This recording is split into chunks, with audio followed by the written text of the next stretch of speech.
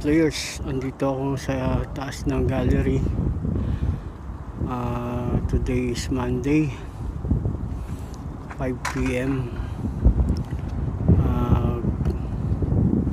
Kung makikita nyo, ayan no, lumalabas na yung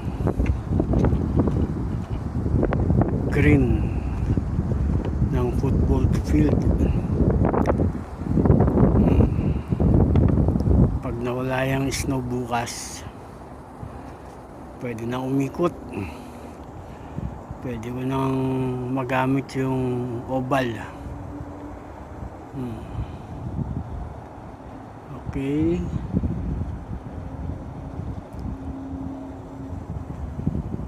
ayan yung oval o yung blue. Yung oval na yan is 8 lanes.